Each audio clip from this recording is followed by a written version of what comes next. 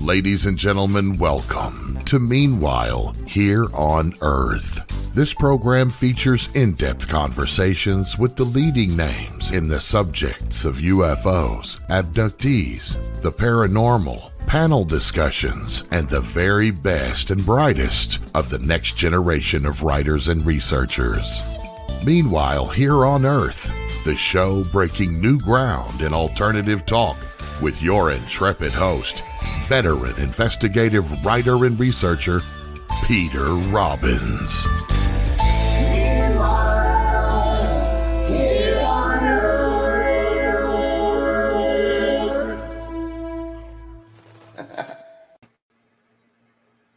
Hello and welcome, or welcome back to Meanwhile Here on Earth, a weekly show on KGRA Digital Broadcasting. I am Peter Robbins, and you are whoever you are. If you are watching, obviously you are watching on KGRA Digital Broadcasting, and you can also listen to past shows at Spreaker.com. We are always on from 7 to 9 p.m. Eastern Standard Time on Mondays.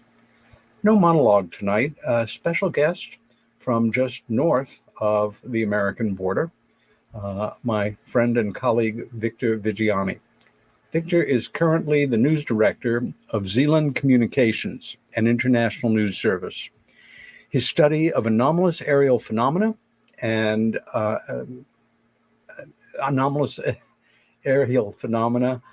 research and analysis of extraterrestrial issues spans 45 years. His experience involves UFO sighting reports investigation, academic and radio journalism, with a primary focus on UFO ET government disclosure. Victor has addressed the media and audiences in Sydney and in Brisbane, Australia, at the Washington, D.C. National Press Club, CBC, for our Americans, that's Canadian Broadcasting Corporation, and CTV, you can figure that out on your own, that's Toronto, television news programs, and at Convocation Hall University of Toronto. Victor is a regular contributor of the Richard Severt Show on AM 740 radio in Toronto.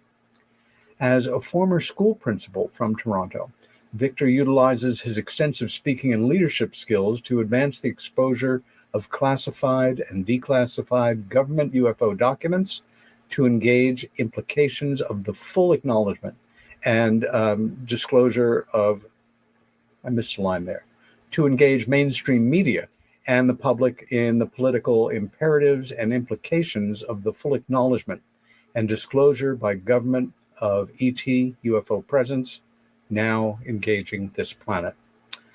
Victor Viggiani, welcome to Meanwhile Here on Earth.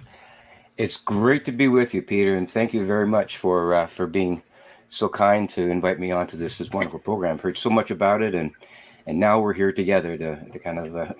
And about time. And right, may yeah. I just say that as an American who has been lucky enough to travel a fair amount of time in countries, Toronto really is one of my favorite cities that I've ever visited in terms of sanity, quality of life, the people that I've engaged there.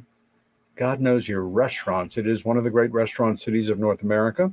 Definitely. And that's not the only reason I look forward to returning, but that is high on the list. Yeah.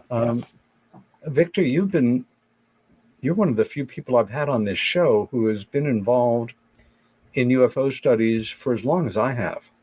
And I'm curious to start with, first, a little bit about your background. Were you born in Toronto? Mm-hmm. Yeah, I was born in Toronto in 1948. I lived all my life in Toronto. I've traveled extensively, but no, I've made Toronto my home since I was a kid. Yeah, went to school here, went to university here. Yeah, it's been our home for a long, long time. Well, you're fortunate in that respect. As a young person, did you have any interest in the subject of UFOs, extraterrestriality, or did your interests, dreams, and thinking lie elsewhere? Well, there's a lot of I guess as a child, that's one thing. As I grew up, not really an interest in it. I always had this burning urge to fly, to put it that way. I used to have as a kid these recurring dreams of flying, and I think that it's really kind of a very personal thing. I'm sure some of your listeners have actually, they say that it's a very common recurring experience in the dream state. But during a period of time when I was really active with doing that, it would come and go. But eventually, when I first experienced it, it was sort of like a haphazard kind of thing. And over the years, I would say stretch of, oh gosh, maybe 8 to 10 years, I learned to actually control myself during these episodes. I could do what I would do in experiencing the floating or whatever, the flying. But I actually learned to experience it. And then once I got involved much later in 1975 and started reading a lot of the literature, the first book I ever read was Jacques Vallée's Revelations, and which was a perfect a perfect book to begin this whole thing. I was buried at our cottage and up north, and I was in a Cole's bookstore. It's like a Barnes and Noble place that you could identify with. And I just picked up the book. I had no particular interest in the subject area. Began reading the foreword, and I asked myself the question: who is this guy? What's he talking about? And why don't I know about this? So I brought the book back to the cottage and read the book during the summertime. You know, we have July and August off during the summer. And I read the book 4 times before I really understood. Before I really understood what Jacques was getting at. And from there, it sort of integrated my childhood experiences with a lot of the things that he was mentioning. Not necessarily the nuts and bolts aspect of this whole issue or matter, whatever you want to call it, but the more ethereal aspects of what these beings might be, or what these things called UFOs might be. And I think because of that introduction to it, a non-nuts and bolts kind of perspective, it gave me a unique way of viewing this thing from many, many different perspectives, as Jacques Vallée has done over the years. So I was fortunate in being able to read some of the stuff of Bud Hopkins and John Mack and several other people who were involved in the experience, abduction phenomenon, whatever you want to call it. And at that point, I realized that a lot of the people that had these kinds of experiences talked about these out-of-body experiences or flying or recurring dreams of flying. So that was my kind of connection from, in 1975 back to my childhood. And I said, my goodness, other people have actually experienced it. And from there, I just got involved very, very heavily with trying to figure out exactly what was going on. And that's the rest is just history. And it's evolved in many, many strange ways. And the more I read about this, the more I investigate it, the more people that I interview, it's as long as it is wide and as deep as it is whatever. It's just a huge, huge issue to wrap your head around completely. And I don't think any of us right now really have the capacity to wrap our whole minds around what this experience is. And how we are being engaged by the cosmos and whoever these beings are. So that's kind of in a nutshell as to how it began and how things evolved. And I look back into 75 and into the 80s, and what I believed or thought I believed at that time, it is so distinctly different from how I look at things right now. It's a complete 180 as far as I'm concerned. And maybe we can get into a lot of that later on. As you note in so many words, the subject is so overwhelming and so complex and so nuanced. I've cited this example a number of times, the 6 blind men and the elephant. One holding on to the ear, the other the trunk, the other the tusk, the other the leg, the other a tail, other patting on the side, and arguing with each other about the nature of the elephant because they all know their experience of the elephant, and it makes all the other people wrong, blind or not blind. In leading up to this moment in 1975, where you were introduced to the work through through the work of one of the great contributors to it. What were your dreams, your aims, where you thought you might end up in the professional world? What were your thoughts on that? In professional world, in terms of my career, or just the whole thing. Well, Your in career. in '75, I was teaching here in Toronto, and at that time, that the door to this whole issue opened up in '75, and it really affected not only my thought processes at the time after reading Vallée's book and getting into things by Bud and by John Mack, and it's a lot of other people too. It changed my approach to learning and to teaching. Yeah. And I found that in order to really understand any issue, anything about any issue, basically, as far as a teacher and learner is concerned, you really have to, from the teacher's perspective, you have to present the information to the learner in a way that's going to disturb them. You can't just leave them where they're at with their own mindset. You have to push them. I use the analogy of petting a dog. Most dogs, they like it when you brush the fur and you stroke them In the direction it's going. Yeah, that's right. But if you go back the other way, the dog gets uncomfortable, and that's the way I approach the teaching and learning, the act of teaching and the act of learning. Is Victor, I brush the fur the other way, is what I'm saying.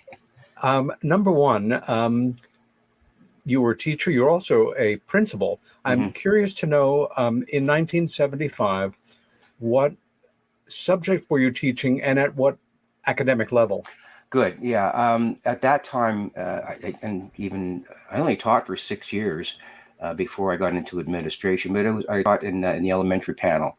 That would be kindergarten to grade 8. So I taught grades 3, 4, 5, 6, 7, and 8. So that was the whole. Yeah. I think we have another common point then. For 5 years, I taught for 3 years of 5 years, I taught first through third grade, and then high school classes were added. I taught specifically art, but there is something incredibly engaging, number one, about teaching. And for those of us fortunate enough to have the experience of working with children that young, who have sometimes as big or bigger an impact on us at the end of the school day. And we don't know it yet. But overall, I taught for about 15 years up to the postgraduate level in painting. And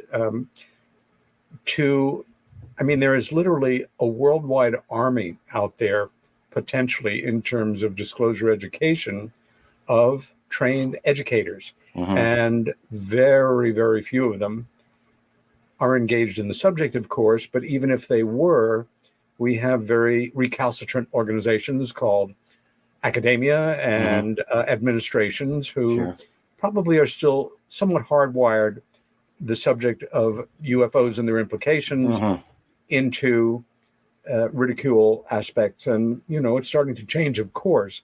But going back again, the flying dreams, at the same time as you are moving into a very real world, grounded career.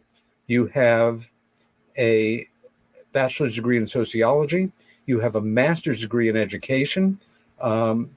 You have, again, worked as a principal as well as a teacher. And this can be complicated territory, as we know, for an educator.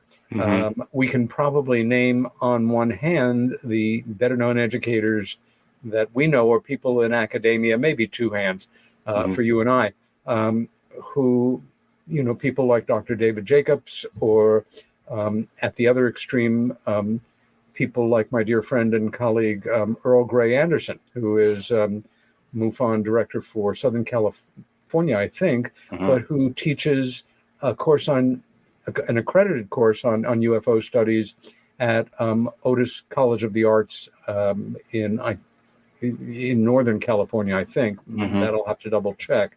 But a lot of community college courses and things. what I'm getting at here is, at a certain point, did you begin to realize that experiences like the ones that Valet were talking about might well be part of your childhood history and your who you were? Oh yeah, the more deeply I got into the whole issue, from 1975 on, and meeting up with individuals here in Canada through MUFON and all of that, I began to understand that there was much more than just a nuts and bolts aspect to this whole issue. There was this more, what I call the ethereal level, and that ethereal level took me back to my childhood. And it's funny you should mention that the I guess the institution of education is not all that resilient with respect to understanding or accepting the fact that one of their teachers or one of their principals was involved in the research of UFOs and all of the other things that come along with it. So it's amazing you should mention that, because in 1996 I was a principal at the time. I went to visit John Mack, and he was interested in some of the things that I found out in my experience as a principal of 3 separate children who had had similar experiences. Yeah. And he asked me, he said, "Victor, what's your political capital like when your teachers or parents or the board administration, first of all, listen to you on the radio?" Because at the time I was doing the radio program Strange Days Indeed with Earl Bruce Knapp. And we were on every Sunday, and the teachers got to know that I was on the radio talking about this stuff. And John Mack really wanted to find out how it was impinging upon my career. And I said, I had no problem with it at all. And no one is really kind of, making any deleterious comments, or I'm getting no pressure at all, because I was, I guess, more straightforward in my approach to what was going on. And after engaging these 3 children and talking with John about it, I began to realize that this issue can be embedded in an institution that is fairly resistant to new ideas in education back then anyways. Mm-hmm. So I learned a whole lot about that process of how what I was experiencing at the far end of the spectrum with respect to this issue, and then having to deal on a day-to-day basis with administrators and parents and children, I began to learn that I could in fact integrate the mindset, if not the content, of what these experiences were all about. And whenever I taught something, there was always the feeling that, well, fine, you can talk about mathematics, you can talk about literature and all, but there is a frame of reference that's beyond all of that. There's more to life than just mathematics and sociology and physics. There's something going on in the cosmos that we're not really sure about that. Yeah, we just don't completely understand how the cosmos works. And you can't talk about that all the time. But when you bring children to the point of saying, there is much more than we see in this particular reality. And some children got it and some children didn't get that. Some parents got it and some didn't. Some administrators got that and some didn't. And it got to be to the point where I just wouldn't let that go. I couldn't let it go. I couldn't let it. So I couldn't compartmentalize it.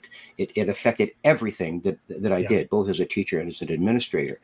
And it was very important in that process, because that's when I started to get into the political aspects of what this question was all about. That from that point, nuts and bolts point of view, moving into the politics of this, and then going to the big hill of this with respect to government and how we were being lied to. That was the next hill that I had to climb. And once I got to the quote unquote to the top of that hill, to realize the level of secrecy that these institutions were foisting on everyone, that changed my approach again to everything. So that evolution was very, very powerful, but in different stages. I think one of the most important qualities that anyone entering into this field and doing their best to contribute, to be an asset in, is an ability to maintain a rigorously open mind, and to be able to let go of aspects of what your thinking had been if they're displaced by something more rational, grounded, better documented, etc. For me, coming into this work in almost a split second, with my sister telling me about her abduction-related experiences in 1975, having not only no reference point in that, again, very undeveloped world of study within ufology, but having no idea that there was something called ufology, that there were adults that dedicated their lives to this stuff, that there were conferences, that there were publications. I literally was dumped into it completely unprepared. And you can even see behind me to the my left shoulder, binders, folders, old notebooks, which I began to keep assiduously in the later 70s and certainly 80s and things, that even before we had our hands on personal computers, cutting and pasting like crazy and putting together notebooks to help educate myself on where I was going. Then having, now I look at it as the most remarkable opportunity of almost anybody that I know in the field, of connecting with a fellow painter in 1976 who was also beginning to have a profound interest in this subject, named Bud Hopkins. And over the next 5 years, our friendship developing around this growing interest in UFO studies, but also around my sister's experience around abduction in general. And then 5 years later, his publishing a book called Missing Time, which was a game changer. And then moving on to be his assistant for many years and working literally a bug on the wall through several hundred of the 800 plus cases that he worked over 35 years. And every once in a while coming to the point of, wait a minute, there's a phenomena here called hybrids. I am not comfortable with that at all. And literally setting it aside for months before I could begin to study more of the evidence that was coming in and wrap my head around it. And once again say, everything you thought you knew up to this point is now completely open to question, or there is this whole another aspect of it. For you, did there come a time when, in your developing interest in this subject, your passion for it and for more knowledge on it, and balancing it with your actual teaching work and then administrative work, were you really locked horns with administrative people or parents to a degree that really stands out for you? Not really, no. It's a good point of discussion, because most of the people who, at the time, and I'm talking from, when, as administrator, let's use that time period. At that time, it was an evolving, a lot of change in education. And I really didn't, quote unquote, make my knowledge known about this, generally speaking. If people wanted to find out about it, they could talk to me about it, but I was not doing any kind of, commentary within the school. Not at all. I did not do that. I had a couple of opportunities where I was almost forced into it because of one incident with a child. And I landed up, it's a whole different story, but no, I never really locked horns with anyone. I had great superintendents who were, my immediate supervisors. They would makes all the difference in the world. Yeah, and then I would go to conferences. One of the things, I would go to our principals' conferences twice each year, and invariably, especially towards the end, before I retired in 2000. There would be the usual academic presentations by different speakers, religious points of view, educational philosophy points of view, with speakers coming and going. But after all of that sort of academia was done with, and we would go for dinner and share a few bubblies afterwards, invariably, because my fellow principals and superintendents, Victor, I heard you last night on this show called Strange Days Indeed. You're talking about what? and then the conversation would just go, and they would be so nonplussed by the fact that that I had the chutzpah to even do something like that as an educator, as an administrator, as a leadership in the community. And second of all, their interest in it, Peter, was amazing. It was something that they had not opened their door yet to the reality of the possibility of what these things were.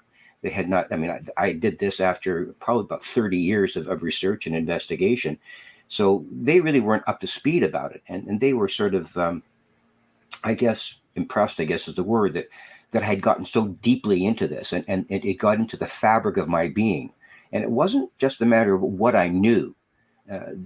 Some of my better friends, some of the more close acquaintances, they said, this is inside of you. This is really something that it's a rudder in your life. I said, yeah, it is. I couldn't live without it because I know there's something going on, and it's my job to get it out there, along with a lot of other people. So we never really locked horns, but they were most of the people in my profession as superintendents and fellow administrators. They respected my views.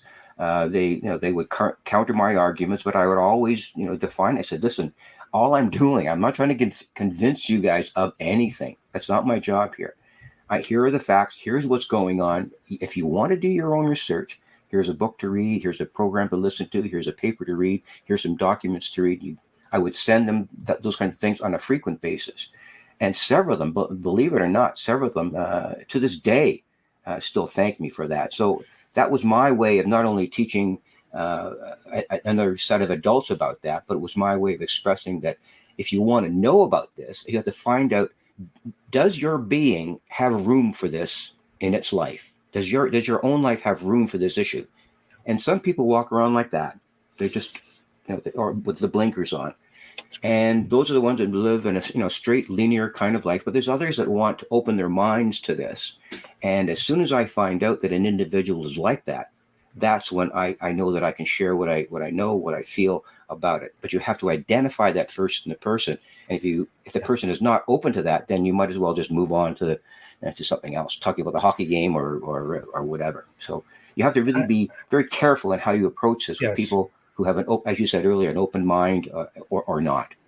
You remind me, a favorite aphorism of mine is, we only have one chance in life to make our next first impression. Mm-hmm. And if you make a wrong call, it may bollocks that situation interminably. Yeah. Oh, yeah.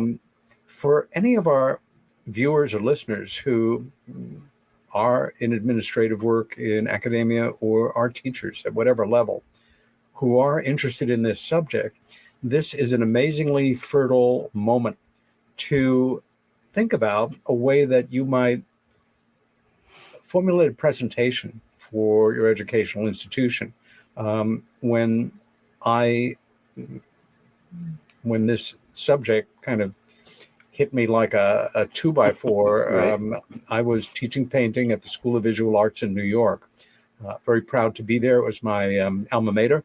And I love teaching in the Department of Continuing Education night school. It was a much more, now it's a major educational institution, I think the finest art school in America. But back then it was smaller and a lot more latitude. Many of us knew each other personally. There were no student numbers, quite literally. It was back in the day. And I remember 1977 approaching Dr. Silas Rhodes, a remarkable man who was the founder of the school and its director, and saying, I have an idea for a presentation for students and faculty. I've been studying this subject of UFOs for almost a year, making me an expert, of course. And I have this friend, another painter who you may be aware of, named Bud Hopkins, and we'd like to do a presentation. Neither one of us had ever done a UFO presentation in our lives. Mm-hmm. And we ended up doing our first talk together on the stage of the main building at the time on East 23rd Street. Mm-hmm. And it was well received. And it reminds me that some years back, I think he's retired now, but a friend named Philip Hasley. And Phil, if you're listening or watching, hi, a professor, I believe, of sociology at a college in Western New York State up here, who decided that he wanted to try a program and interested the administration to a degree enough that he got the funding to invite, if I remember correctly, Stanton T. Friedman, and where better to begin. And the talk was well received and followed by presentations over the next years by myself, Travis Walton, David Jacobs, Bud, Leslie Kane, and on down, a wonderful pantheon of speakers. And part of the way that the subject was so easily integrated and accepted was it was for the general area, and it's a rural, basically farming area, not far from Buffalo, New York, was that if you lived in the area, it was a $3 admission. And if you weren't, it was maybe $5 or something. But all monies collected, because it was underwritten by the school, went to local hospice. And I remember giving talk there where there were more than 400 people in the audience. And it was mostly local people who had come in especially for this, and who, you know, that feeling when you look out at an audience mid-presentation and you see, you know, body language, facial gestures, whatever. These people were fully engaged. They weren't there to laugh at some geek who thought that they, you know, flying saucers and little green men were real. They were there because they wanted information. And again, I'm off on a tangent here on your time, but if you are an educator, have a little courage and imagination and think about how you might set up a program or approach, you know, your institution on the idea of at least an initial presentation, if not a series of seminars. This brings me, Victor, to the fact that you, like me, over the years have been involved in quite a number of lecture series. And one was the emergence of an extraterrestrial worldview, which you did in late 2008 at the University of Toronto. Can you tell us a bit about that series, how it happened, and how it was received? Yeah, I believe at the time they asked me to do the University of Toronto. First of all, just to back up a little bit, the University of Toronto ran during the summertime and the late fall or the early fall. They ran a series of all kinds of cultural lectures on everything from social media to physics to medicine and other aspects of academia. And I sent an email to the lead person who was organizing. I said, I have several presentations about this whole phenomenon of UFOs and the government implications of it and all. So I sent him the presentation, the PowerPoint, and there was no one. They said, because they were looking for something unique, something very different. And so I landed up doing 3 of these presentations. I did one in Oakville at the university campus in Oakville, just outside of Mississauga here, west of us. And then I did 2 in the city, right at the University of Toronto.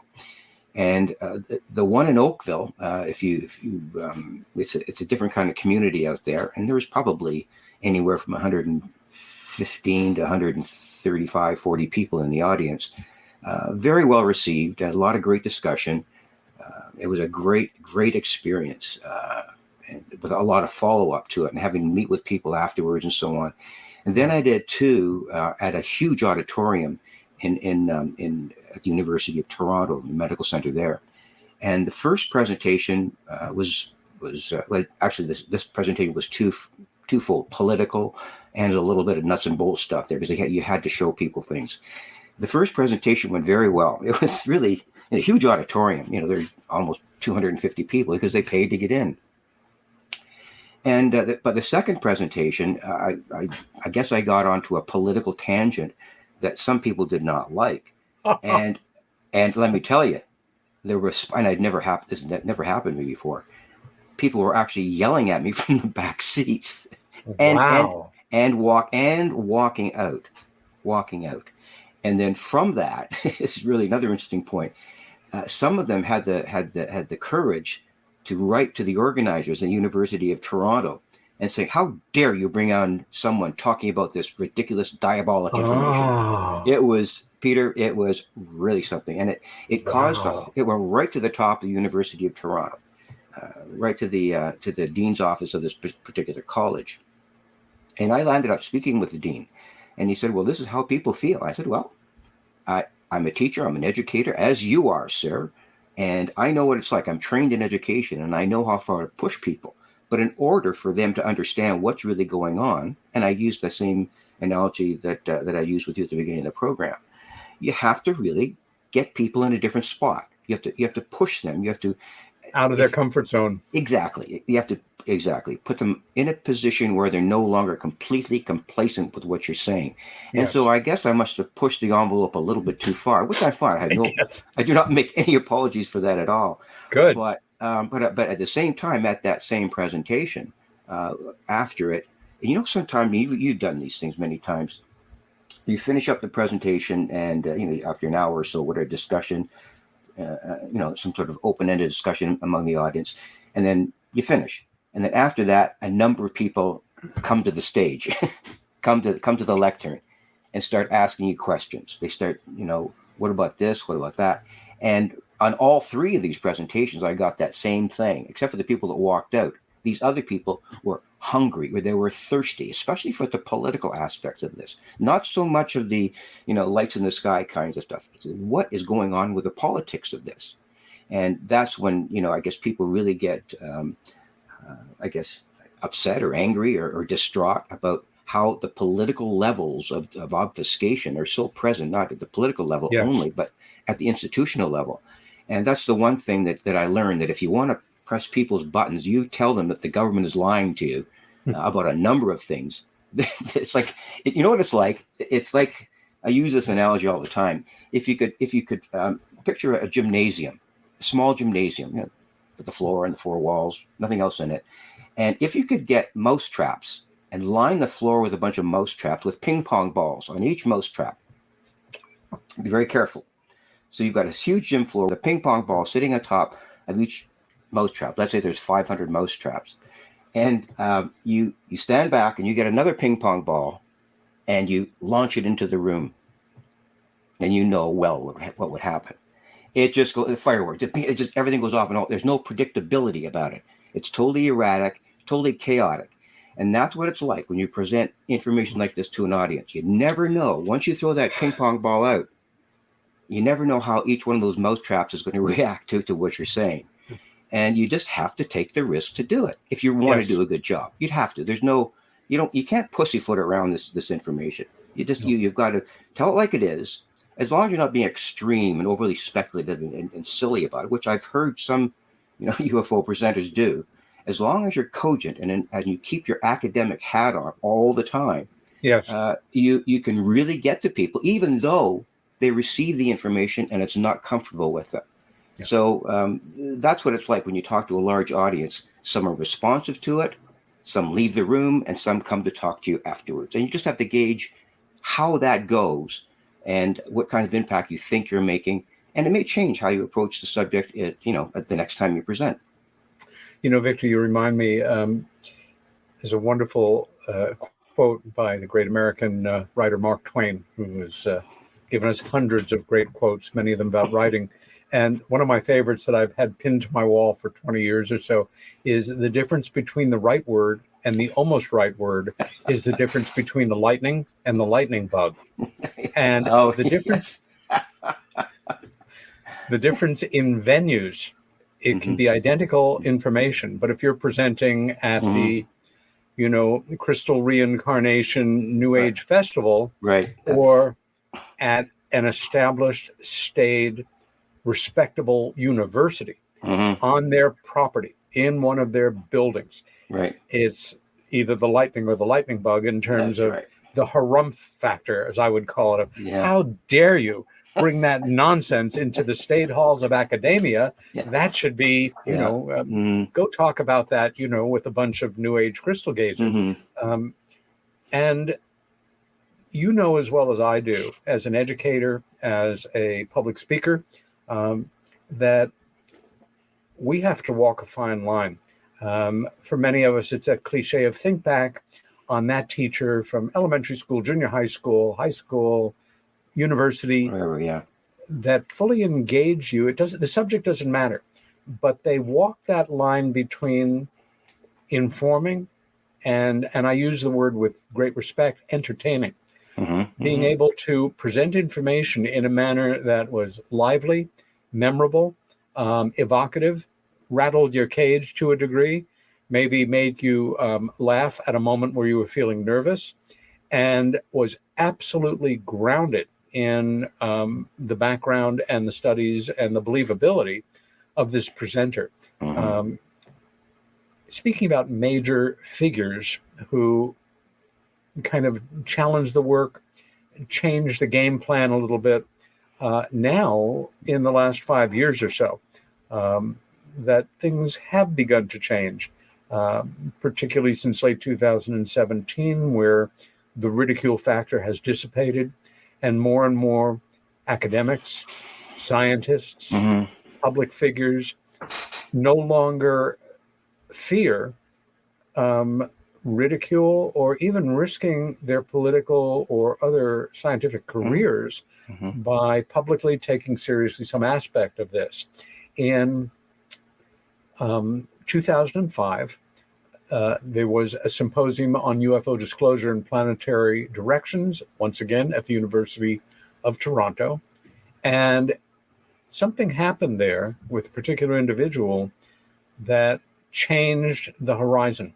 And that was the fact that a former Secretary of Defense of the Canadian national government named Paul T. Hellyer, may he rest in peace, came forward and basically kicked out the jams on, yes, I did this was my job, but let me tell you about things I couldn't tell you about then.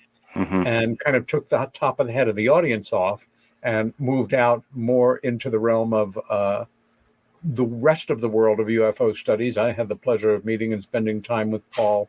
And, you know, you just really had to shake your head that he had the courage, the imagination, or maybe at a certain point, it's, I just don't give a that whatever people are going to think. Yeah. Oh, this gosh. is what happened. That's Paul. This That's is how Paul I for feel, sure. and I'm going on the record now. Can you give us a little bit of what that was like, and did that come as a complete surprise, or did you know that he was there to do this? Well, I knew for sure. There's a long story, so I'll make it a long story short. I hate when people say that, but I'll try. At the time, in 2005, I was still doing the radio program here in Toronto on CFRB with Errol Bruce Knapp, Strange Days Indeed. Yeah. And we were doing the show. We were interviewing. We were 2 hours on the radio. CFRB's was the biggest AM radio station in Toronto, and its reach was way out through Ontario. So we had a huge following. And I forget who we were interviewing at the time, but after we finished at about 1 o'clock in the morning, there's a tap on the window from the producer behind the glass and said, "Victor, there's a call for you in line 1." And I said, "I'm tired. I just can't." But I took the call anyways. And so there was a fellow, we'll call him Jim, and he said, "I've been listening to your program, and you need to talk to Paul Hellyer." That came out of the blue for me. I knew who Paul Hellyer was. Sure. He was an MP. He became the Minister of Defense, Minister of Housing under Pierre Trudeau, and under Lester B. Pearson, Minister of Defense. All of those things. He held a cabinet position for many, many years. Yeah. And so I said, "Why?" He said, "Well, he's just finished reading some information that I've talked to him about, and you need to talk to him." So I put on the phone and said, "Thank you very much, Jim." And I waited about 4 or 5 days to actually call Mr. Hill. He gave me his number, and I called Paul, and I said, "A friend of mine and I understand, Mr. Hellyer, you've just finished reading a book by Philip J. Corso and other information the day after Roswell." And he said, "Yes, I'm just about finished that." I said, "Well, we're doing a symposium coming up in September." This was in May when I was talking to him. And he said, "Would you like to be our keynote speaker at that event?" We had the speakers all lined up. Richard Dolan was there, Stephen Bassett, Stanton Friedman, and Paula Harris was supposed to, but she couldn't make it. In any case, he said, "Oh, no, I could never do that. No. So I said, "Okay, fine. Finish reading the book, and can I call you back in about 2 weeks?" So it's, you're fine. So I did call him back after 2 weeks, and I said, well, have you changed your mind? Would you like to be our keynote speaker at our symposium at the University of Toronto Convocation Hall? And he said, yes, I will do it. And I sort of, I was completely taken aback. And so I met with him a couple of times before that, and sort of outlined how much time he had and everything. And I said, you need to do whatever you need to do. I had no idea what he was going to say, how he was going to approach it. So we had. He had only, to the best of your knowledge, had only read this one book? To the best of my knowledge, that one book, yes. But I think he did. He had his own background in the subject. Well, yeah, he told me that he had been presented as a cabinet minister lots of reports of UFOs. Okay, lots of them, but he never took them seriously. This is back in the in the late 50s and early 60s. And he said, I just didn't have time for it, because he was the Minister of Defense at the time. And what he did was he unified the Air Force, the Army, and the Navy. He put all of those things together. So he was really busy doing that. He didn't have time for UFOs. Okay. Yeah. Meanwhile, I had seen letters that he had written to other people who had written to him. And he said, I just didn't have time for it. And I didn't take it seriously at the time. Right. So he came to the University of Toronto on September 25th of 2005.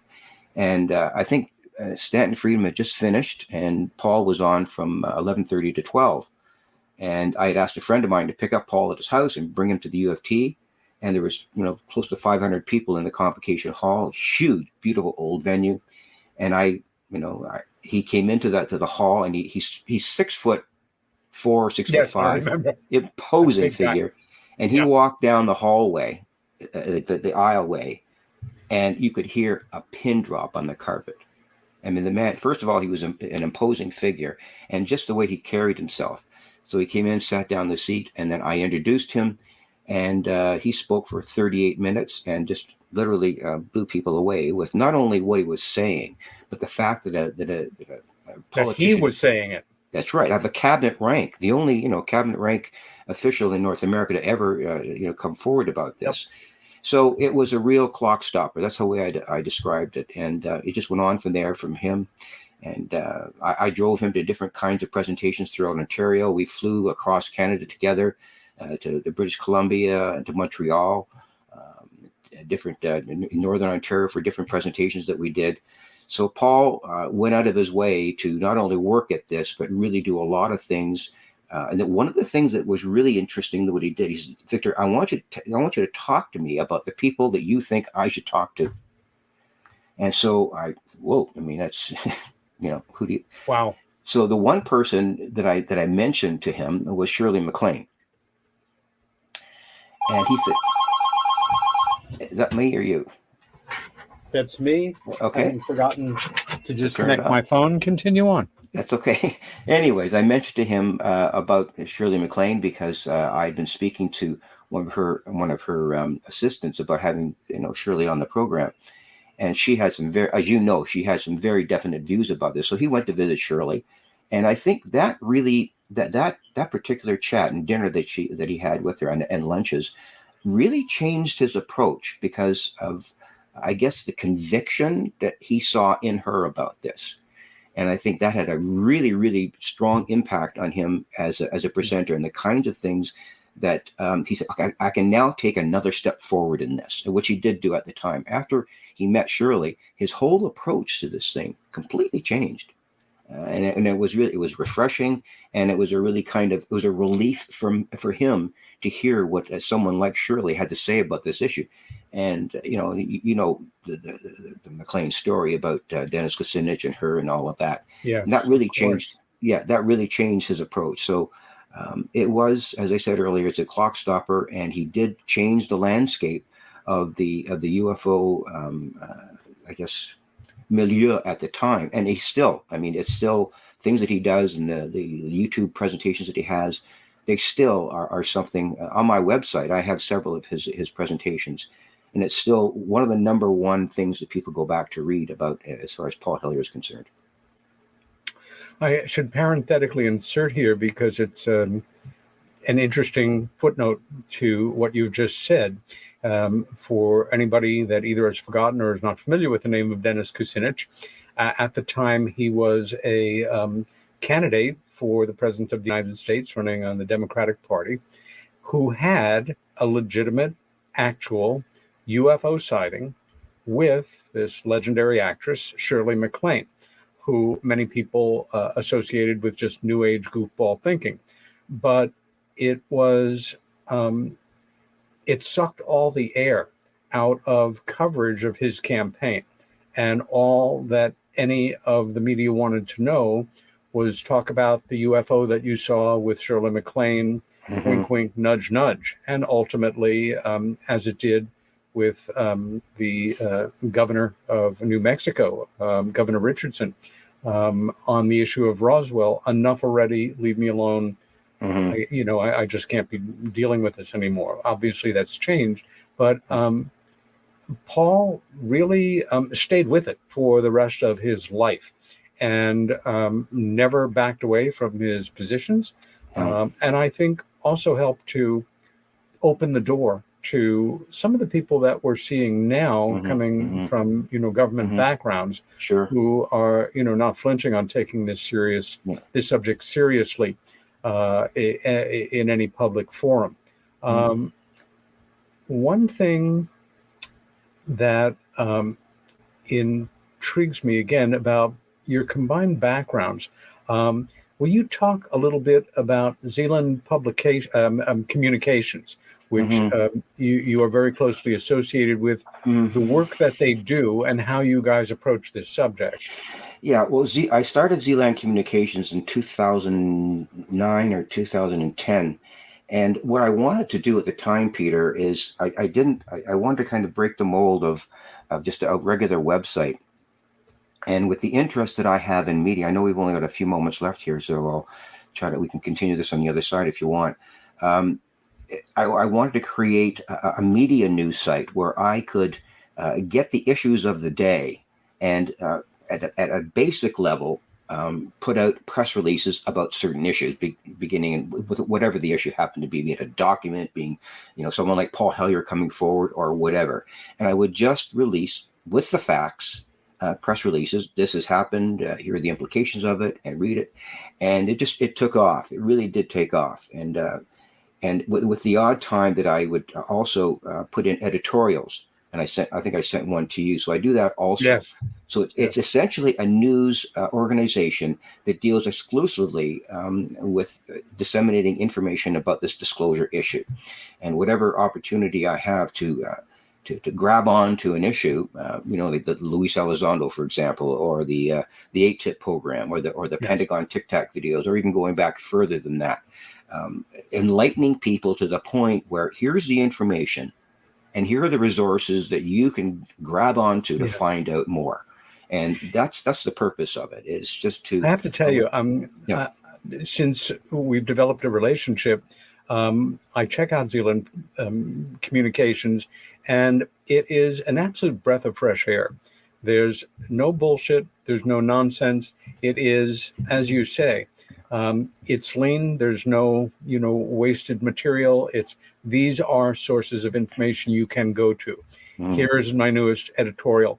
In many ways, for me, and I say this as the compliment it's intended, it runs on a similar track to the great Stephen Bassett's Paradigm Research Group. And you are rock solid, and I encourage everybody to visit Zealand Communications. We'll give the website fact because we are coming close to a break, just so that we have it here. Come on. It is right. ZLAND communications.blogspot.ca. When we come back, one of the things that you sent me that I was joking with you before we went on the air, that I said we could devote a full weekend seminar to this. It is a graphic, a chart, and we will jump right into that. Yeah, get ready, folks. Okay, because get ready.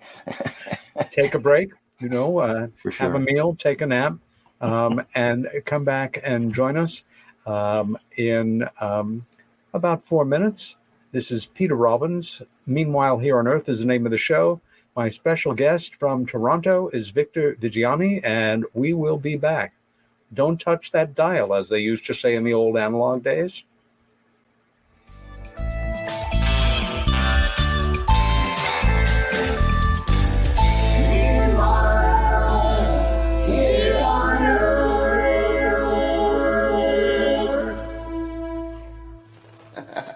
Hey members, the new KGRA DB app is now available on iOS and Android devices.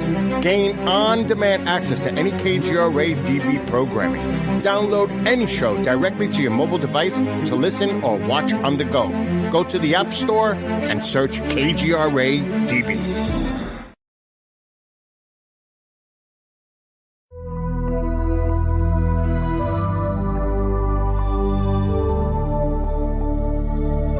Are we alone in the universe? The most important question facing humanity is on the verge of being settled once and for all. The Mutual UFO Network has been at the forefront of this journey for nearly 50 years. Our members worldwide are dedicated to the research, documentation, and awareness that will shape the future of humanity. Won't you join us?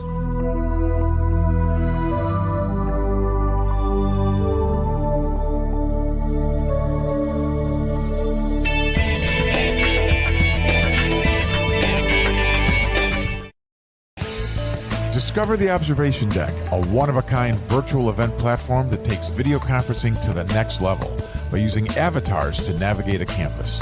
There's so many areas and activities to choose from. There's a 1,000-seat auditorium, an expo hall, a nightclub, and even a beach. So come attend a conference, take a class, or hear a lecture on the incredible Observation Deck campus. Go to theobservationdk.com. You're listening to the KGRA Digital Broadcasting Network. We provide unparalleled coverage of trending news in the world of ufology, cryptozoology, and paranormal phenomenon.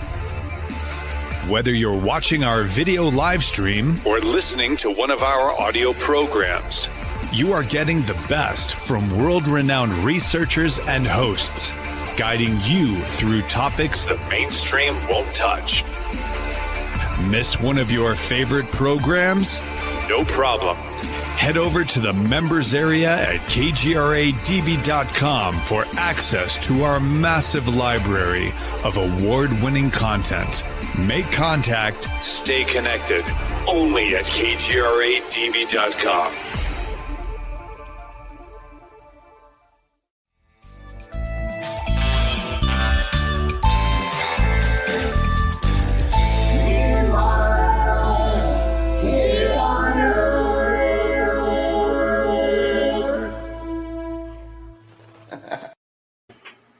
And welcome back to Meanwhile Here on Earth with Peter Robbins and my guest coming to us from Toronto, Victor Viggiani. Before we return to this really compelling discussion, if you're enjoying this show, please consider subscribing to KGRA. All you need to do is go to KGRA Digital Broadcasting. You'll find the right area to make the subscription. You can do so for a month if you just want to try it out, or a year.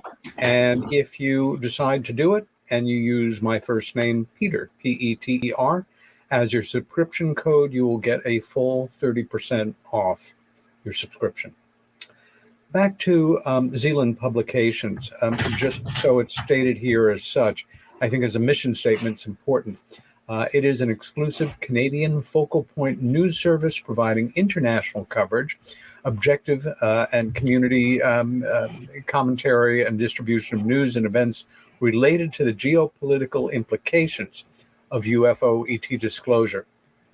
Victor's committed goal is to promote and facilitate genuine educational experiences for media, politicians, academics, and private institutions and the general public about the implications of disclosure of the extraterrestrial presence currently engaging our planet. And again, one more time, and I'll give it at the end of the show, zealandcommunications.blogspot.ca. for our great neighbor to the north. Victor, I had mentioned before we went to break that you had sent me a wonderful graph, for lack of a more descriptive term, that the last few days I've been coming and going from it and thinking, I really like this guy's mind. It's big, it's encompassing, and like for every question that I think I have, it generates several more, which is not a bad way to go. Mm-hmm. But let's put this baby up on the screen. Oh, you're going to do it. Good. Okay, good. You do there it. You go. Yeah, okay. So you can see it as well as we can, folks. First of all, we begin here with the individual quantum presence. You had sent me a PowerPoint. I've looked at other material that you put out there. First, give us kind of an overview before we start to come in for landing here on what we're about to embark on. Well, I don't know how much detail I can go into because it is so complex. Yeah. But first of all, Peter, to be really honest with you, I do not remember where I got this graphic from. Honestly, I do not recall. I must have picked it up on the internet somewhere. But a very brief story about that. I did a presentation in Rochester, New York. About 5 or 6 years ago. And we'll come back to this in a moment. Continue on, though. And it's Richard Dolan's group was there. Cookie Stringfellows. Of course, yeah, group. So she invites me. And a brilliant group it is. And that's Cookie's right. the best. It's a great bunch of people. So I did my regular thing in front of someone who I feel is just probably the leading historical expert on everything about this whole crazy topic. He has an extremely incisive way of explaining it. His historical background is second to none about everything, not just the whole UFO issue, but his geopolitical perspectives. And so I did my presentation, and I brought this particular graphic. And Richard, he was sitting back, and I keep my eye on him while I'm doing this, right? And I'm waiting for, as I'm presenting, I'm waiting for Richard with a big yawn. I've heard all this stuff before, Victor, right? But I was doing something on media, and I wanted to kind of try to encapsulate everything that's going on all at once on the planet. And there's just no way of doing it. And then I brought up the graphic, and Richard went.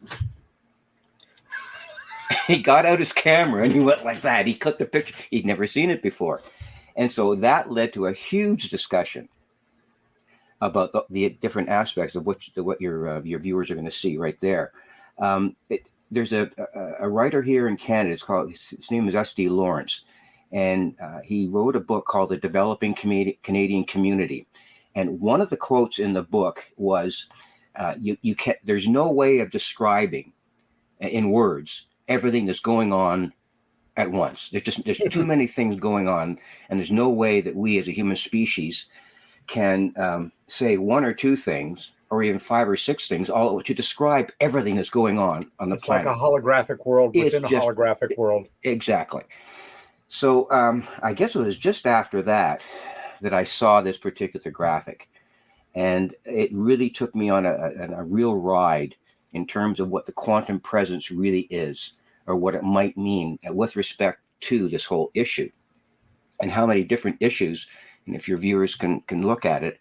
And if I may, I'm going to cut you off mid-sentence here just to jump into what we're looking at here. The overall topics are society, Earth, right, health, military, secret government, the solar system, technology, financial, and then within each one, the aspects of each one coming down to the individual and what's referred to here as the quantum presence. Exactly. It's again, 3-dimensional chess. Right. Again, talk about how you feel this illustrates or impacts on the work that you do. Okay. Well, initially, and the way I see it is when you're talking about, and in the graphic, they actually mention in one of the sections, they mention UFOs, and they put it in the context of everything else. And how in that military, part, you've got black ops, underground operations, all this ET technology, so on and so forth. And it shows how the overall broadest possible context that we can put before our limited understanding of how the cosmos works, and put it in a graphic like this and see where everything is placed, and how, if the individual human being could ever at any one given time assimilate an understanding of each one of those issues. Once again, that's virtually impossible. But the idea of the individual being able or not able to assimilate all those different aspects of that graphic, although they cannot do it all at once, you can't assimilate it all. The knowledge that all of this stuff is going on, and the impact that it has, not just on an individual at the center of that quantum presence, but on everything else that's going on the planet. And then you move on. Then you move on with how that affects the cosmos, and how this whole thing of entanglement plays into each one of those things. And you mentioned any one of the aspects that's there, EMF on the top right-hand corner there, where you look at superstorms, you look at animal extinctions, global climate change, water shortages. In the next quadrant, you've got, cultural racism. It covers everything. And in the way I explain this particular graphic in my presentations, I use the UFO issue and I put it right, and see where it says quantum presence? I get that UFO issue and put it right in the middle where it says quantum. I overlay the term UFO or UAP right in the middle. And that every single one of those things somehow impacts upon not necessarily the issue itself, but how the individual might be able to internalize how the UFO issue affects the entire quantum presence, or it will affect the entire quantum presence of who we are as a species. And then I move on from there to say that all the things that are going on within that diagram are important. There's no way that you can, deny the importance of each one of those things and how it affects us as a species, as a human family. But it also indicates to us that we are, because of the UFO issue and this whole idea of an ET presence, if you move along the continuum of understanding of everything that's going on all at once, and then you inject the UFO issue right in the middle of everything, and realize that as you move along that continuum with the extraterrestrial presence that we're going through, at some point, things are going to happen. And it is my belief that as we internalize the UFO, UAP issue and the ET presence, we are at the threshold of the beginning of a change in our species. We're just about to step into becoming a new species because of the ET presence. Irrespective of all the things that are going on, we are becoming something different, or will become something different, once we internalize not only everything that's going on and how we deal with those things, but overlay that with an extraterrestrial presence and how that's eventually going to change us as a species. So we're right on the threshold of doing that. And you mentioned 2017 as a point of reference earlier in our conversation. To me, that point in time, if I could use a biblical reference, everything that came before 2017, I consider the Old Testament. For me, it's also like a BC AD moment, so to say. Exactly. The same sort of thing, Peter. After 2017, it's the New Testament. It's AD. And once you understand that cutoff point has been reached, the whole issue goes from this to that. It just broadens immediately. It's like a quick snap of everything just sort of, And then what happens is... That leads me into a related question, which is, when we entered the work, so to say, there was this field of study. I don't even know. I don't think the term ufology was in the lexicon at the time. It was, UFO studies and that kind of thing, dominated to a degree, like it still is, by middle-aged white guys. Pretty much all, if they were serious about it, wanted to be taken seriously by their peers in an admittedly outsider endeavor, field of study, world unto a world. The media, so to say, was print magazines, published papers, conferences occasionally, books, of course, But other than that, a handful of talk shows, um, but there was no other, the concept even of something like the internet did not exist. Mm-hmm.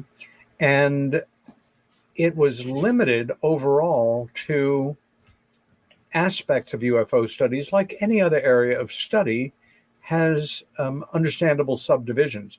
Mm-hmm. In the world of UFO studies, it could be as varied as the world of documents and archives, of witness testimony, of what we'll call trace cases, where organic material is transformed or molecules are shifted around in Mm-hmm. the case of contact with anomalous materials or situations, and so on. It was still not encompassing the area of study that we call abduction studies. That really was pushing the envelope. That did, yes. David Jacobs once said to me, who always maintained a pretty dry wit and communicating disturbing material, was we were focused on the cars and not the drivers. To talk about the drivers made you sound crazy, but the cars were okay. Radar returns, that kind of thing. We now live in an era where what we'll call ufology, for lack of a better term, is not only completely transformed, but is a fucking three-ring circus. It is serious people involved in major, like yourself, academic studies, working in very grounded ways, to claimants of the absolutely wildest possibilities, to an era where this wonderful thing called Photoshop, a very double-edged sword, can create images that cannot be discerned as manipulated on occasion, and where people accept an account or an image if it's provocative enough, if it's wild enough, if it's exciting enough, because, well, why would anybody lie about that? Or who needs photo analysis? That's so boring. I mean, I saw the guy on an internet show and he really convinced me. It's really quite again, a wide open sort of Wild West frontier. And among the areas of conflict of the different camps that exist, for example, we have several for me that are growing. One is if you have a background in government or the military, no matter how credible you are, no matter how respectable your discernible background is, you can't be trusted, because, the man has had his hands on you, and we all know that, disinformation is the name of the game there. The same could almost be said for the area of folks who feel that anybody who is too nuts and bolts and too grounded in the mechanics of the thing is missing the whole point, which is transcendent, it's spiritual. The beings and intelligences involved are beneficent. They mean us well. Using the science fiction model, they want us to evolve to the point where at least we're not clubbing each other to death and, dangling nuclear weapons over each other's head, so that we can at least show these space beings that we've evolved to the point that we are ready to enter the first level of the Federation and join the intelligences of the universe and move forward together in a spirit of peace and goodwill. It's too easy to take sides for many people. The question that you and I have heard for decades, that is such the wrong question, but absolutely obsesses certain people, is, are they good or are they bad?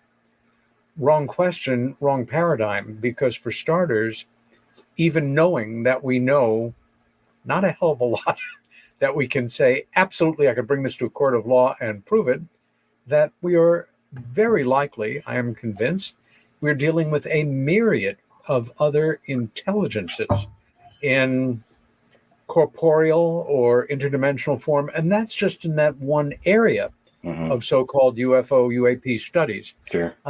Jump into that can of worms and comment on it. Well, yeah, Actually kind of an icky analogy. But no, it's spot on, because that realization that you just articulated, Peter, in terms of the multifaceted nature of this whole issue. It's not just nuts and bolts. There are, and I think we could also talk about, which I haven't really completely digested yet, is Hal Putov's ultra-dimensional models that he's suggesting. Yes. And he uses the term ultra-terrestrials. That's what he mentioned, not extraterrestrial. He makes a very broad, specific distinction between those two, extraterrestrial and ultra-terrestrials.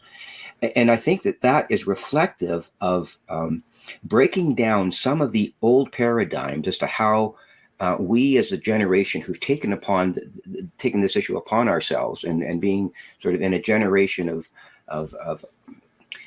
traditional linguistic capacity, let me put it that way, and we have a way of framing this issue in our own, because we have no other alternative. We speak the language of it as we know it. We just use the words that we have at our disposal. We can't use any other words because there just aren't any other words to describe it at this point in time. But I think what's happening here, and I hope this is to your point, is that in order for us to understand exactly what you just talked about, that we are entering an era of an understanding that it's not these funny lights in the sky, and it may not also be about the lies on the ground, but it's also about our relationship with the multiplicity of extraterrestrial civilizations or off-world civilizations that are out there, okay? And I think it's our responsibility at this point in time to bring into that whole discussion a new narrative, a new way of thinking, a new way of articulating, a new word of, and I'm going to use, of languaging, using language as a verb. How are we going to speak to this new generation that's coming up, these young people who can, do a Rubik's Cube in 15 seconds? That kind of mentality. Or my 7-year-old grandson who can order something on Amazon and get all the numbers right and have it delivered the next day on the door, and he's only 7 years old.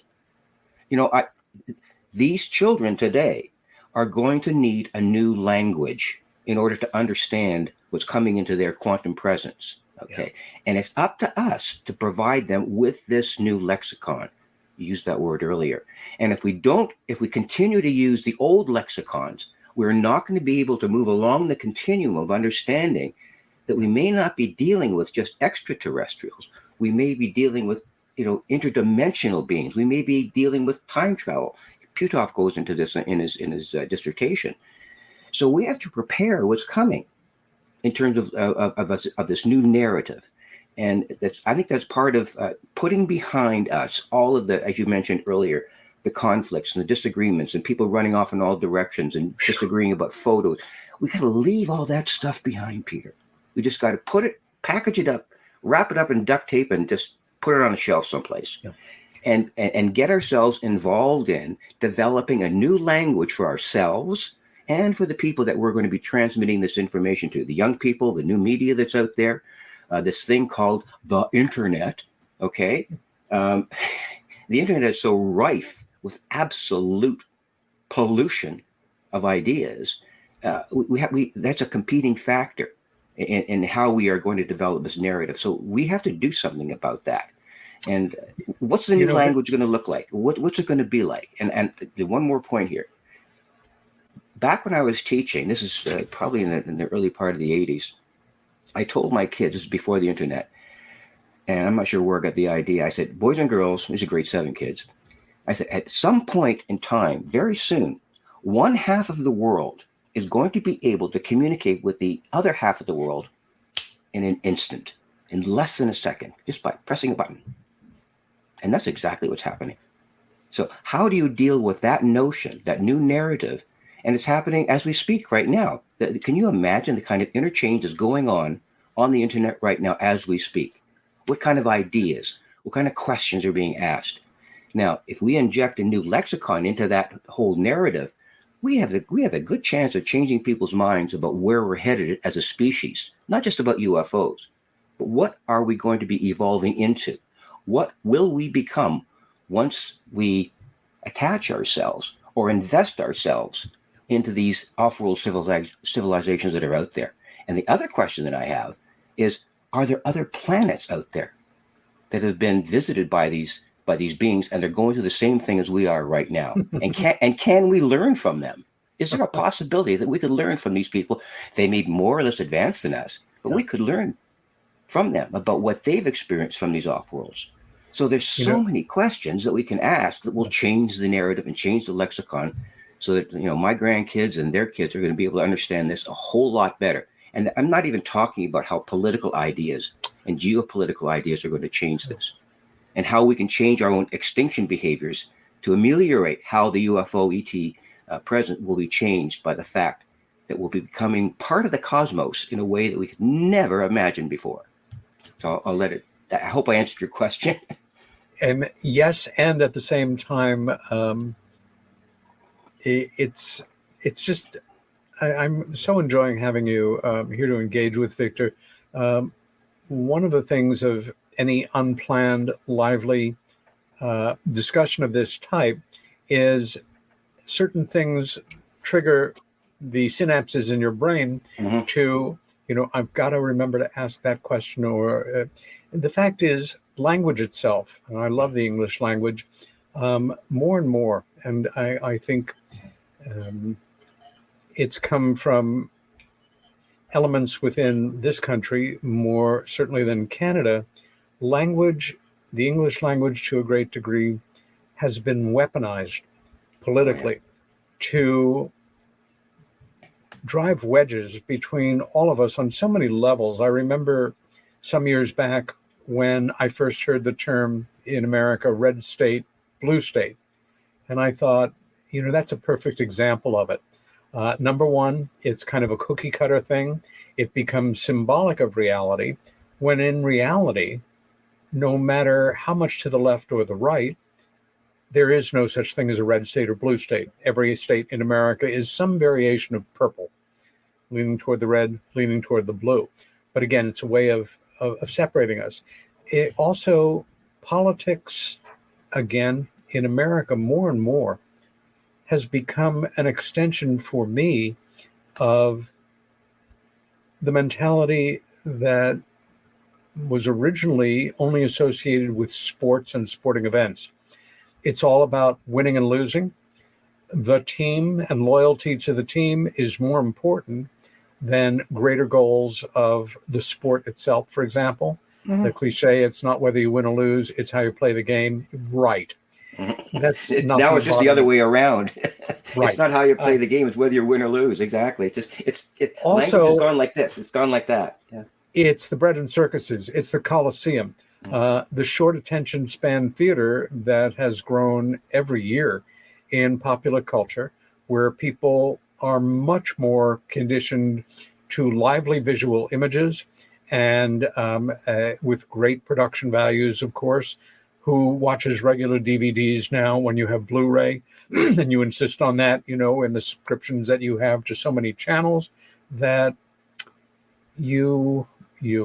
that one gets into a sense of it's all about winning and losing. It's all about knocking the other fellow out of the box. It's all about my way or the highway. And in terms of what we'll call information, it's, do you watch Fox or do you watch CNN? Do you subscribe to conspiracy theories or do you watch the BBC? And, we isolate ourselves. And it's more and more the case, as south of your border. And what you're talking about here is it could potentially save us. One of the things for me that I occasionally tell people when, I do somebody else's show, of at this point in your work, your life, your take on the subject, what's the most important focus you have? And it surprises people sometimes when I tell them it is no longer the driving human curiosity, which of course I will have till I die, of who are they? Where do they come from? What do they look like?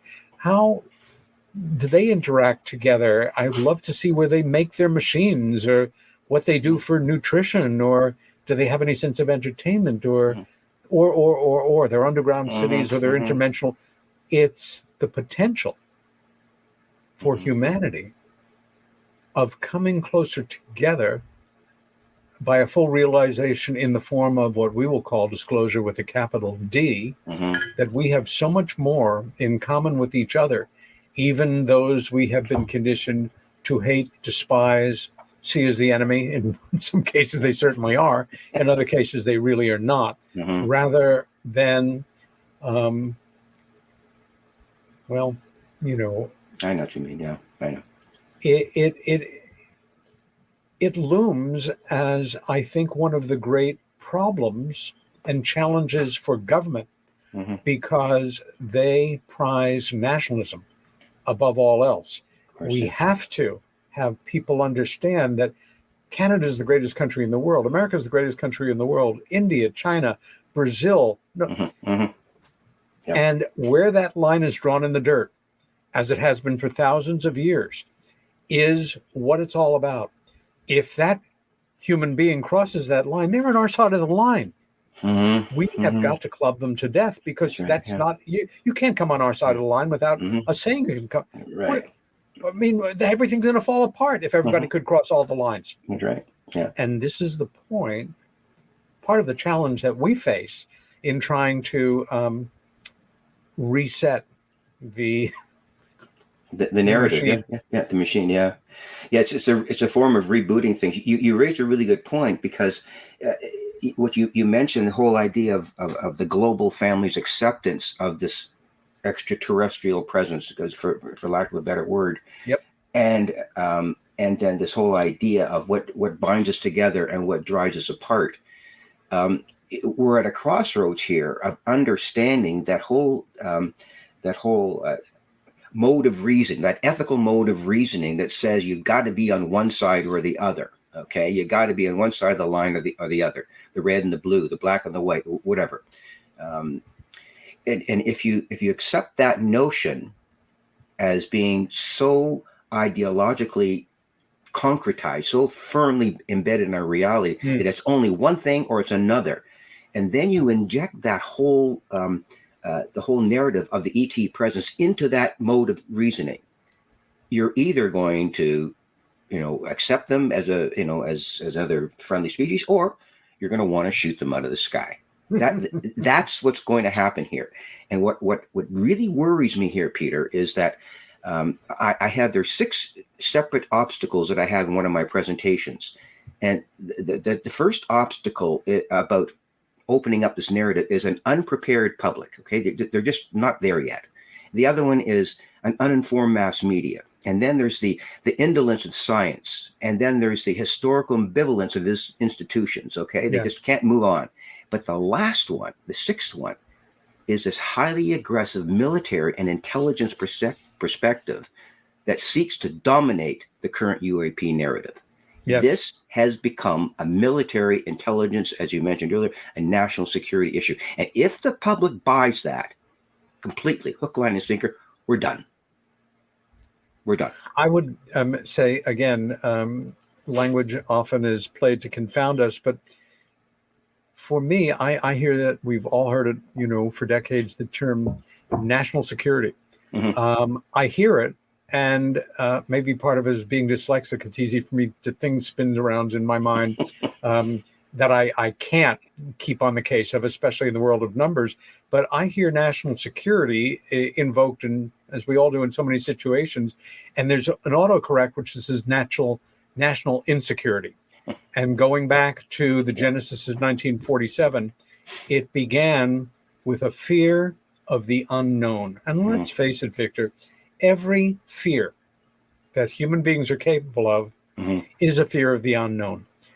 Am I going to get cancer? Is my marriage going to hold? Is the world going to explode? Are my kids going to go on drugs? Is there going to be health coverage by the time I need it? And the fact is that, again, there's only 2 factors going on in the world. If you take everything down to the baseline, it's love and it's fear. And for many people, very understandably, fear of the unknown is rational. Better to fear the unknown and be prepared for the possible enemies that come than to give yourself over to trusting something that could blow up in your face and take you over. And on the other side, the equivalent in the other direction.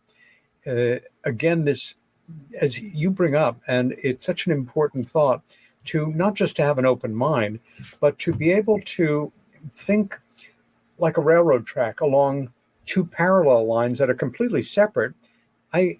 Maybe for me, well, one of the main reasons I ended up being the person I am, and my mother pointed this out to me when I was a boy and had come home from school after having gotten in a fight with a kid who I didn't fight back.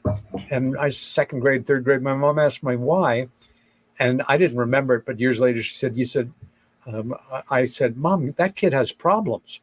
And I am stuck with the reality of generally seeing both sides of an argument very clearly, even when I come down very strongly on one side. And in life, it has been a great asset and a great distraction, and sometimes a really troubling part of just being who I am, that it's so much easier to just, my way or the highway, this is the way it is. And if you disagree, you're my enemy, or at least I know that you're wrong.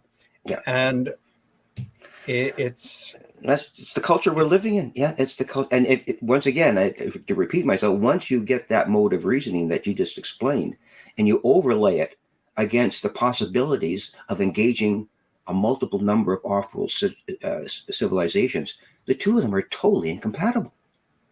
So that mode of reasoning that you just described, my way or the highway, you overlay it with the ET question, they're just totally incompatible. And that's why I worry so much about the military national security issue, because if that becomes the dominant narrative, we're in for a lot of trouble, folks. A lot of trouble. You've just reminded me, as students of history, and I wish more people were, they cannot find the past as engaging as we do, either 20th century history or going all the way back. Leading up to World War II, I don't know the equivalent in Canada, but in America, there was a very strong and growing isolationist movement to keep us out of the war. Who needs to send our boys over again to be slaughtered in a war that meant nothing to us? And that was Europe's problem. Not our problem, Right. And out of that, essentially a peace movement based on a naive but certainly understandable desire for world peace and for keeping our guys and gals alive rather than fighting for some abstract notion in a foreign nation. In the world of UFO studies, in experiencer abduction studies, one thing that's fascinated me over the last decades, and I think it may have something to do, well, it has a number of possibilities that could be responsible for it, or aspects of all of them, is that 30, 35 years ago, when I was really deeply involved in abduction work, case by case by case, right at Bud Hopkins' shoulder, most people that were coming to him had not had pleasant experiences. I have heard time and again that Bud had this secret agenda, of only nursing this idea that they're bad, watch out. Bud was doing triage, essentially, with people that came to him who overwhelmingly had been traumatized. Certainly others who had not, and did not need, the assistance of a support group, for example. And now what I'm seeing, and I think it's really interesting in a positive way, is more and more credible reports by groups like the Inheritors of the Peer, John Maxwell organization, and others, are reporting more people that are having positive, beatific, expansive, transcendent contact experiences, abduction-related experiences with these other intelligences. Well and good, that's great. I would say the figures that I'm kind of comfortable with, and there are no hard ones here, is maybe 2/3 of people overall that were reporting these kind of experiences. And there were a lot fewer of them doing it because of fear of ridicule back then, where now it's more accepted. There's about 2/3. This was not positive for me. I am in some level of trauma. Maybe I have something, that we'd now call PTSD, where now it's maybe 2/3 of people who are reporting these experiences to people that are keeping the records. All good. But I see also a number of key individuals who are absolutely asserting that all aliens are good. And anybody that's reporting negative experiences, it's really government military abductions. Why are they doing them? Well, to give the aliens bad press, because we want to have a military presence. This whole idea that emerged under President Trump of a space force, I had to wonder about. It does have that word force in there. We did have NASA, which of course we all know, has operations and aspects that are classified and certainly military. And we have the Air Force, which is in the air, which can go above the air and into space. This need for this new force, so to say, and that we have these two competing mentalities when, once again, it can all be happening at once with both points of view legitimate to a great degree. And again, it's so difficult and challenging, and understandably so, coming from the jingoistic 19th century nationalistic idea that many of us had instilled in us as children, that there's this path, there's this way. And if you're off the path, then, you're not a good American. You're not a good Canadian. You're not a good human being. Right. You're too trusting. You're too untrusting. Yeah. Well, what you're talking about, I guess, is that going back to that graphic once again, is dealing with so many of those issues that are described in that, and looking at it. If you look at it through the lenses that you just described, and that's really the only way we can do it. Okay, it's like putting on one pair of glasses for one situation, another pair, depending on what lens you use to examine that graphic that you've just put up, and then you zero in on any one of those issues, any one of them, doesn't really matter which one. The polemics, for some reason, we as human beings focus on the polemics of the issue. If you take a look at the one side where it says financial, where it says poverty, okay? If you look at that, just that issue alone, as soon as you mention the word poverty, the first polemic side is, we need to help these people. They need to be taken care of. And then there's the other side. There's the other polemic is that, it's their own fault. They're not educated, and we don't owe them anything. And it doesn't really matter which issue. Look at the climate change one. I mean, it's a perfect. These are perfect examples of how we as human beings separate issues and look at them in a polemic way. We can only see the black and the white. We don't see the gray in the middle. And if we continue to do that, we are going to be engaged in a series of what I call extinction behaviors for the rest of our existence. Yeah. And perhaps that's what these extraterrestrials are waiting for us to dispose of. Yes. That polemic mode of reasoning where we get to understand everything about an issue rather than just what I want to believe it is, and discount your way of thinking on it. I'm laughing because as you're talking, I'm thinking maybe that group of extraterrestrials where the other group is waiting, for us to extinguish ourselves so that they can come and enjoy this planet on their own terms. That's right. Yeah. Well, if they, that's that whole question. We could talk about how long they've been here and why they're here. I mean, that's another 2 hours, another program, I guess. It is another program. Yeah, for sure. But I guess what I'm getting at is that what am I getting at? I think that we have to be careful how we describe the language as we move it forward to kick that those polemic modes of reasoning out of our intellectual capacity? Are we capable of disposing of polemics? Okay. Are we capable of disposing of borders? I consider borders an extinction behavior. We can talk about that and why, but whatever. Can we take away the idea that nuclear energy is the be all and the end all of solving the carbon problem? There's polemics to that. The extinction of species on the planet. We are destroying thousands of species a year, if not a day, not a month. Okay, they're being killed off. And what does that mean? And are we going to be part of that eventually? Are we going to be one of those species that just puts the gun to our head and just blows our brains out?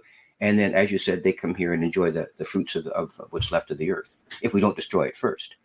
So these extinction behaviors are so important. And if we can develop a narrative that explains those extinction behaviors and have people understand not only the issues themselves, what long-term effects they're each going to have on us, not only on our existence here on the planet, but how these ultra-terrestrials how they're going to understand our agenda, understand us as a species, and say, guys, you know what? We're going to go home. We're finished fooling around here. We've given you long enough. You're quarantined. Don't bother attempting to become a spacefaring civilization, because we're not going to let you, because we know you're going to bring your weapons into space, your nuclear weapons, and we're not going to allow that. So they will quarantine us. They won't allow us to go any further than Pluto. If that, we won't be able to become a starfaring civilization to enjoy what the cosmos has in store for us. And as long as we continue to engage in these behaviors, we're going to be quarantined. We're going to be destined to live on this planet and just go the way of Mars, And I'm not sure if you're familiar with the work of Dr. John Brandenburg about his work with the nuclear event or events on Mars, millions of years ago. And we're going to have to find out more about that as we evolve our understanding about what Mars is and was. So we may not be the first planet who extinct ourselves. Yeah. By the same token,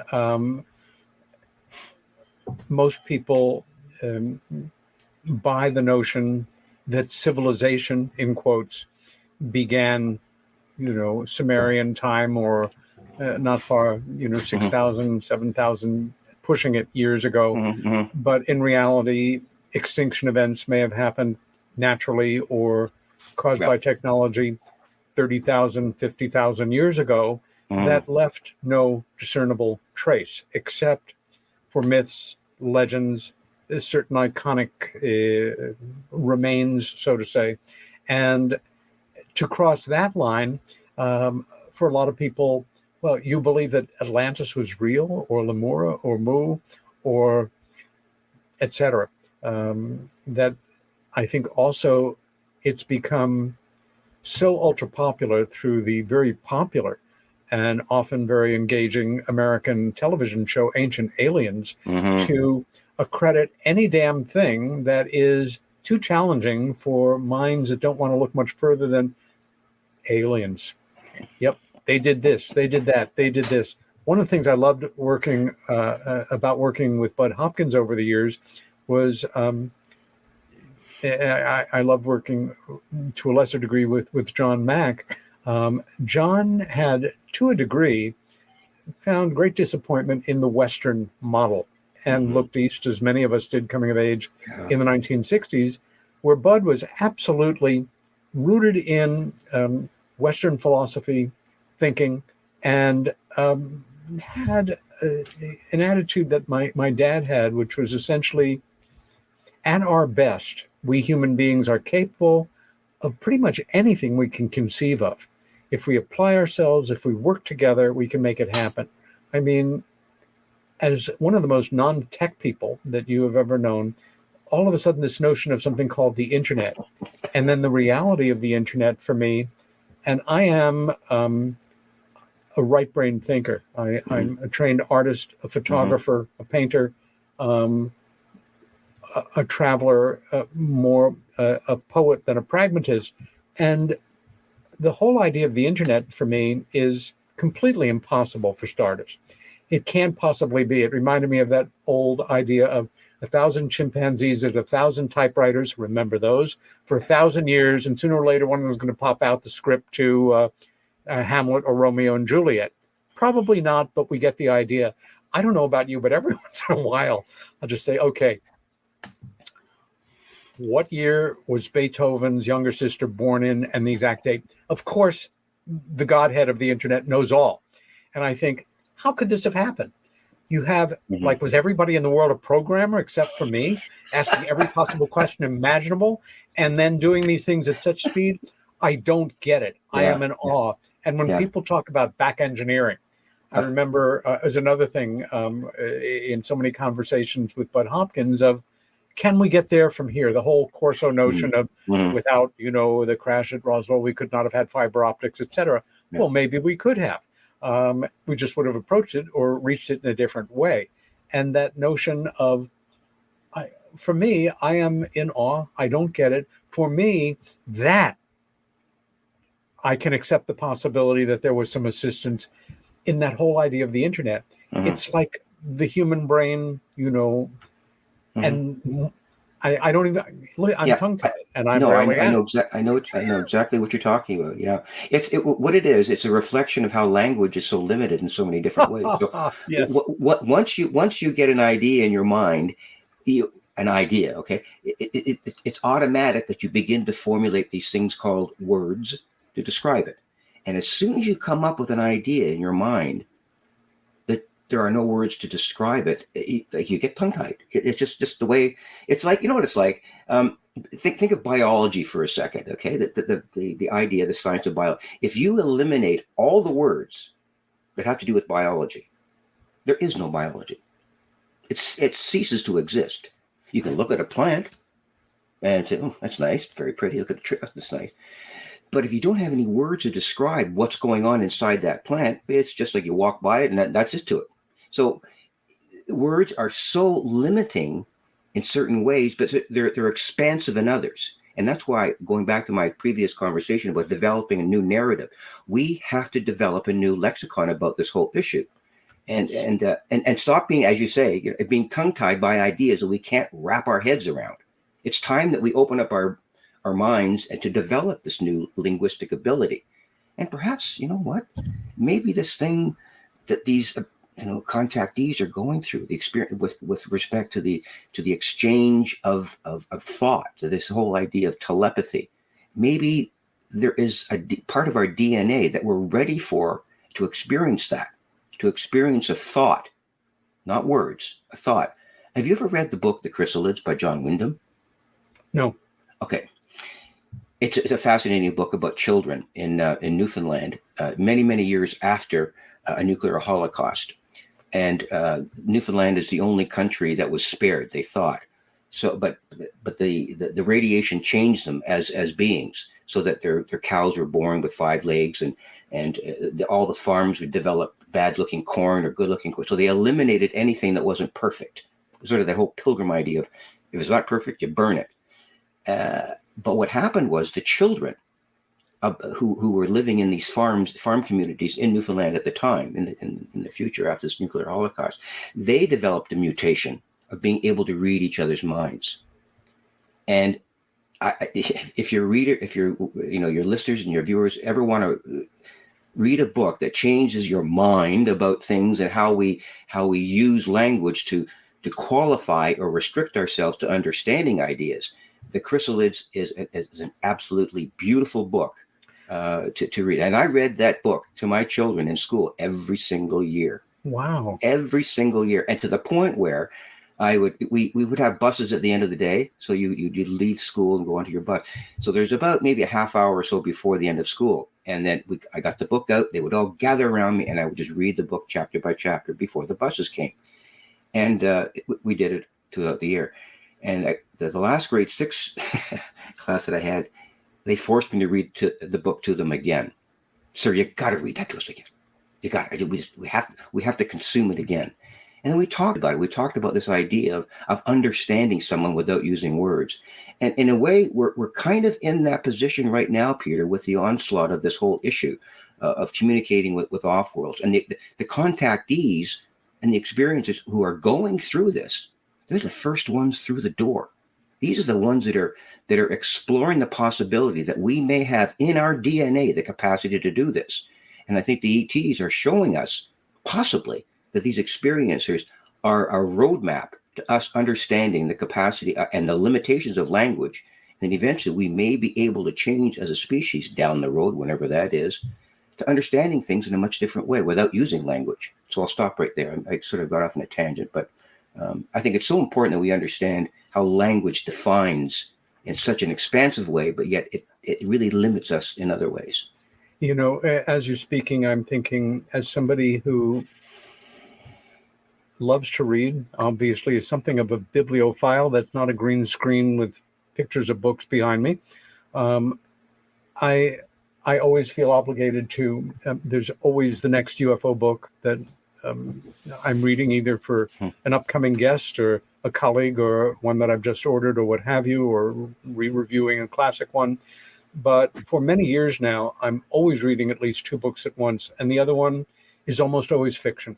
It was kind of a golden age for me when I got self-isolated in March of 2020 with my cat and a very large library, a good deal of which I had not fully appreciated, and just started that experience of reading one great novel after another, after another, after another, and right now continuing in the same way.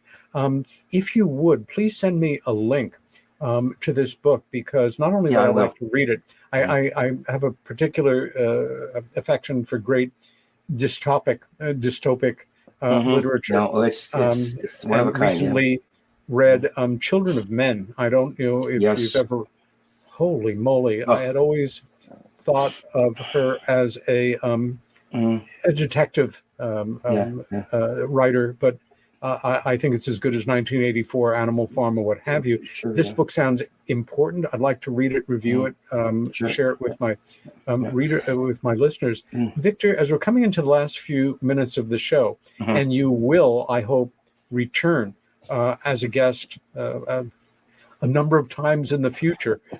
Any thoughts that you'd like to leave our viewers and listeners with? This has been for me an absolutely marvelous 2 hours. Yeah. It's like I said earlier, how can you talk about all things that are happening at once? There's so many things going on in my brain right now. First of all, to thank you very much for this opportunity, and thank your audience for bearing with me. I hope I was at least semi-coherent most of the time. Yeah, pretty much, yeah. No, I just want to emphasize the fact that we really, once again, we'll be limiting ourselves if people like you and I, and I think some other researchers might make this mistake too, if we consider ourselves as knowing what's going on here. Okay, we don't.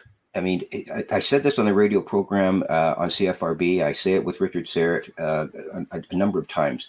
Once this whole thing comes to some kind of fruition, this is what's going on, it's going to be totally different than what we expect. I'm convinced of that. It's not. It won't resemble what you and I think it is. It may be wrong. I don't know, but it's going to be so different than what we expect it to be. I think that's one thing that we have to keep our mind open to, the possibility of it being something that we just.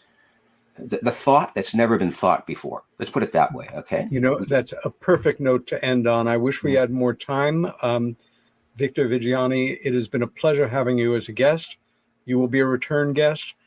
Victor's website, and please make a note. And can people subscribe and get automatic emails, or they need to check your website, so to say? Just check the website. I don't have, it's just not within my DNA to do that. Yeah, no problem. That's up there on the internet. Z as in Z, zlandcommunications.blogspot.ca. Next week's guest will be returning Doug Auld. Doug is an outstanding painter, a great hockey player. For me, one of the great working man intellects, and I can only say that he's also a great composer and a writer, and he has written the libretto and written the music for a full-scale Broadway musical on the theme of disclosure. Wow. We'll be with him next week. If you've enjoyed this show, please tell your friends. Stay safe, stand up for what you believe in, and be kind to each other. We'll see you next week.